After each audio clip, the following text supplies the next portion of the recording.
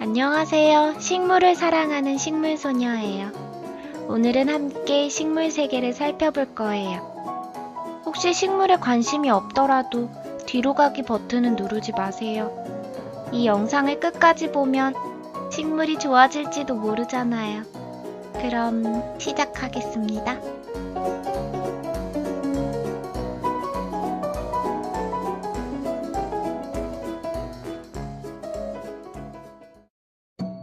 꿀벌로 변장하는 란.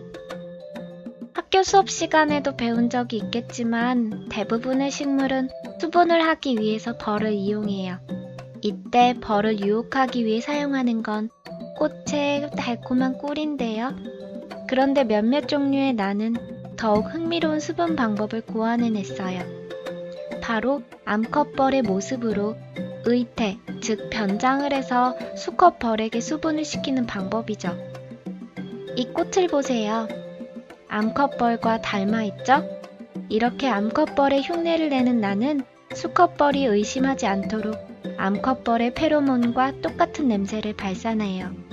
냄새를 맡은 수컷벌이 꽃으로 돌진해서 교미를 시도하는데요. 당연히 이러한 교미가 결실을 맺지는 못하지만 수컷벌의 노력은 꽃의 수분을 성공하게 해준답니다. 시계초. 이 식물은 놀라운 트릭을 사용해 외부로부터의 적을 속이죠. 시계초는 다른 식물들과 마찬가지로 수분을 할 때 꽃으로 벌레를 유혹하는데 그 중에는 달 같지 않은 손님이 오기도 해요. 지금 보이는 나비가 초대받지 않은 손님 중 하나인데요. 이 나비는 알을 낳기 위해 시계초로 날아옵니다. 자신이 낳은 애벌레가 영양이 풍부한 시계초의 잎을 먹을 수 있도록 하기 위해서죠. 그렇게 애벌레가 부화하고 나면 시계초는 애벌레에게 갉아먹히는 운명을 맞이하게 되죠. 결국 시계초는 진화를 거듭해 독이 들어간 꿀을 만들게 되었어요. 하지만 적대 관계에 있는 해충들도 함께 진화했지요. 그중 일부는 시계초의 꿀에 들어있는 독에 내성을 가지게 되었을 뿐 아니라 섭취한 독소를 자신의 몸에 저장해 포식자에게 대항할 무기로서 독을 사용하기까지 해요. 그러나 가만히 있을 시계초가 아니죠. 시계초도 이에 맞서 새로운 방어수단을 개발했어요. 영상에 보이는 것처럼 잎의 생김새가 나비 무리의 모양을 하고 있죠? 이것은 나비가 날아왔을 때 여기엔 더 이상 나뭇잎이 없다는 걸 보여주기 위한 트릭이라고 해요. 또한 이 식물은 나비가 자신의 잎에 알을 낳는 걸 막기 위해 교묘한 장치를 설치했어요. 이렇게 잎에다가 나비의 알과 똑같이 생긴 노란 반점을 만든 것이죠. 산란을 하기 위해 날아온 나비는 반점을 보고선 더 이상 알을 낳을 장소가 없다고 착각하게 되는 것이랍니다. 벌레잡이 풀. 식물의 적에는 나비 애벌레만 있는 것이 아니에요. 각종 곤충과 개미, 진딧물 등도 위협적인 존재죠. 한편 지구상에선 식물과 벌레의 입장이 뒤바뀐 곳도 있는데요. 이곳에서는 벌레가 잎을 먹는 게 아니라 잎이 벌레를 잡아먹습니다. 그 중에는 쥐나 개구리도 잡아먹는 육식식물도 존재하는데 그 중 하나가 벌레잡이 풀이에요. 벌레잡이 풀과 식물들은 영양소가 적은 토양에 서식하기 때문에 특별한 방법을 이용해 질소나 다른 필요한 비료를 얻을 수 있도록 진화해 왔어요. 이 식물은 잎자루와 냄새를 이용해 벌레를 유혹해요. 냄새를 쫓아온 벌레는 원하던 먹이를 찾게 되지만 그와 동시에 인생 최후의 만찬을 하게 되는 것이죠. 미끼에 푹 빠진 불운한 벌레는 자신의 처한 위험을 알아채지도 못하고 말아요. 벌레잡이 풀 주머니의 안쪽 벽은 무척 미끌미끌해서 밖으로 나오지 못한 벌레는 아래에 있는 함정으로 빠지게 돼요. 주머니 아래에 고여있는 액체에는 소화효소가 잔뜩 들어있어서 함정에 빠진 벌레는 산채로 몸이 녹고 식물은 영양분을 흡수하죠. 네펜데스 라자. 벌레잡이 풀 중에는 조금 특이한 목적으로 작은 벌레를 유혹하는 종도 있어요. 바로 네펜데스 라자라고 불리는 식물이죠. 네펜데스 라자의 윗부분에는 달콤한 꿀이 가득하고 꿀냄새에 이끌려 나무타기 쥐가 찾아와요. 나무타기 쥐는 식물의 아랫부분에 있는 주머니의 가장자리를 밟고 꿀을 핥아먹는데요. 요령껏 핥아먹기 때문에 웬만해선 주머니 속으로 빠지지 않아요. 그럼 어째서 네펜데스 라자는 나무타기 쥐에게 순순히 먹이를 주는 걸까요? 주목해야 할 것은 나무타기 쥐가 꿀을 핥아먹을 때 나무타기 쥐의 하반신이 위치한 장소입니다. 네펜데스 라자가 가진 꿀에는 설사약 성분이 들어있어서 나무타기 쥐가 꿀을 먹은 후 주머니 속에 배설을 하게 되고 네펜데스 라자는 그 배설물에서 영양분을 흡수하는 것이에요. 밤이 깊으면 나무타기 쥐 대신 쥐가 네펜데스 라자의 먹이를 공급하는 역할을 맡습니다. 나무타기 쥐와 똑같이 주머니에 기어 올라가 꿀을 핥고 배설물을 주머니 속에 떨어뜨립니다. 하지만 가끔 쥐가 발을 헛디뎌 주머니 속으로 떨어지는 일도 있는데요. 이런 날은 네펜데스 라자에게 있어 회식날이 될 것입니다. 사라세니아. 사라세니아는 네펜데스 라자의 친척 정도에 해당해요.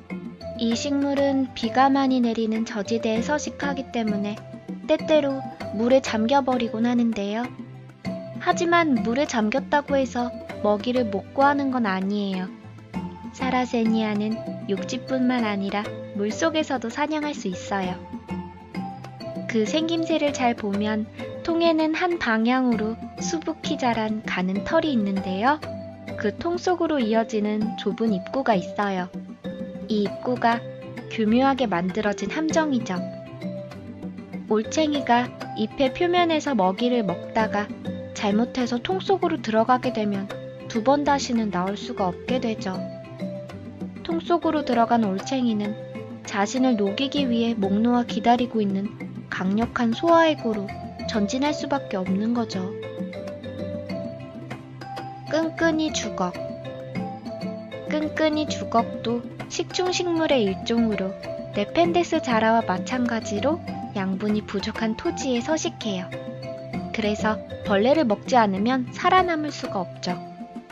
끈끈이 주걱은 찍찍이와 같은 원리로 파리를 포획해요. 잎자루의 표면에는 전모라고 부르는 가는 털이 있어서 털 끝에서 꿀과 비슷한 액을 분비하는데요. 이 액체에 유혹을 당해 다가온 벌레는 잎에 앉은 순간 그 액체가 꿀이 아닌 자신을 잡기 위해 만들어진 점착성 액체라는 걸 깨닫게 되죠. 그리고 식물의 전모가 덫에 걸린 벌레의 몸을 감싸면서 포획당한 벌레는 더욱더 깊은 늪으로 빠지게 돼요. 끈끈이 주걱은 이런 식으로 사냥감을 잎 전체로 감싸면서 산채로 녹여 영양소를 잎으로 빨아들여요. 한 가지 흥미로운 건 끈끈이 주걱의 잎에 돌이나 종이를 올려놓으면 아무런 반응을 보이지 않아요. 그치만 우유를 몇 방울 떨어뜨리거나 작은 고기 덩어리를 놓으면 바로 식사를 시작하죠. 즉, 질소를 포함한 물질에 반응을 나타내는 것이에요. 이 식물의 존재에 큰 충격을 받은 생물학자 찰스 다윈은 이런 기록을 남겼다고 해요. 가끔 끈끈이 주걱을 보면 가면을 쓴 생물같이 느껴질 때가 있다. 라고요. 로리둘라. 여기 로리둘라라는 식물이 있어요. 로리둘라는 끈끈이 주걱과 매우 닮은 식물로 잎의 전모에 달라붙은 벌레를 포획하죠. 끈끈이 주걱과의 차이는 로리둘라는 자신이 잡은 사냥감을 먹지 않는다는 거예요. 애시당초 로리둘라는 벌레를 소화할 능력조차 갖고 있지 않아요. 그럼 쓸데없이 왜 벌레를 포획하는 걸까요? 믿기 어려울 수도 있지만 유일한 이유로 꼽히고 있는 건 로리둘라에서만 서식하는 장님 노린재에게 먹이를 공급하기 위해서라고 해요. 다른 벌레와 달리 이 장님 노린재의 몸은 유성 물질로 덮여 있기 때문에 로리둘라의 잎에는 달라붙지 않죠. 장립 노린재는 로리둘라가 잡은 벌레에 다가가 벌레의 몸에 관을 꽂고 체액을 빨아먹어요. 로리둘라가 장립 노린재에게 먹이를 바치는 이유는 장립 노린재가 벌레를 많이 먹고 많이 배설을 하면 그 배설물에서 영양소를 흡수하기 위해서라고 해요. 진화를 거듭하면서 이토록 복잡한 공생관계가 만들어졌지요. 파리지옥. 다음은 가장 유명한 식물 중 하나인 파리지옥에 대해서 알아볼게요. 파리지옥이 인기를 얻게 된 건 슈퍼마리오에 등장하는 피라냐 식물 팝콘과 비슷한 생김새를 하고 있기 때문인데요. 파리지옥은 잎의 가장자리에서 나오는 액으로 벌레를 유혹해요. 잎의 중심 근처에 있는 가시 모양의 자극털은 센서 역할을 하죠. 이 센서가 벌레를 감지하면 잎이 바로 닫혀버려요. 자극털을 하나만 건드렸을 때는 아무런 반응도 보이지 않아요. 아직 자극이 부족한 상태라고 할까요? 하지만 자극털을 2개 이상 건드리는 순간 즉시 덫을 닫아버려요. 도망치려고 발버둥치는 먹잇감이 더 많은 자극털을 건드릴수록 더욱더 강한 힘으로 덫에 갇히게 되죠. 그리고 나서 파리지옥은 벌레를 녹이기 위해 염산을 포함한 분비액을 내보내는데 완전히 먹이를 소화시키는 데는 10일 정도가 걸린대요. 리톱스. 지구상에는 주변 환경에 따라 의태, 즉 자신의 모습을 변화시키는 수많은 동물과 벌레가 존재해요. 하지만 그런 식물은 사례가 잘 알려져 있지 않죠. 예를 들면 이 살아있는 돌이 그렇습니다. 리톱스는 아프리카산 식물로서 돌과 비슷한 색으로 자신의 몸을 변장해 많은 동물로부터 자신의 몸을 지켜요. 갑자기 자연 발화하는 지중해산 시스터스. 자, 그러면 마지막으로 알아볼 식물은 가장 흥미롭고 신비한 지중해산 식물 시스터스예요. 이 식물은 느닷없이 자연 발화해서 자신의 몸을 태워버리곤 하는데요. 기온이 32도까지 올라갔을 때 시스터스는 자신의 몸을 발화시키기 위해 휘발성이 강한 기름을 분비해요. 그렇게 불이 붙으면 이 자살 식물은 자신과 함께 주변 식물들의 목숨을 빼앗죠. 도대체 왜 이런 행동을 하는 걸까요? 시스터스는 불을 붙이기 전 땅에 내화성을 가진 씨를 뿌린다고 해요. 최적의 조건 속에서 씨앗이 발화하기 위해선 비료가 필요한데 식물이 타고 남은 재를 비료로 사용하는 것이죠. 자식을 낳기 위해 수단을 가리지 않는 부모라고 할 수 있겠네요. 어쩔 때는 시스터스가 만든 불 때문에 산 전체가 타버리는 일도 있다고 합니다. 세계의 경이로운 식물들. 식물들 10가지. 10가지. 세계의 경이로운 식물들 10가지. 그럼 시작하겠습니다. 미끼에 푹 우, 신선하네.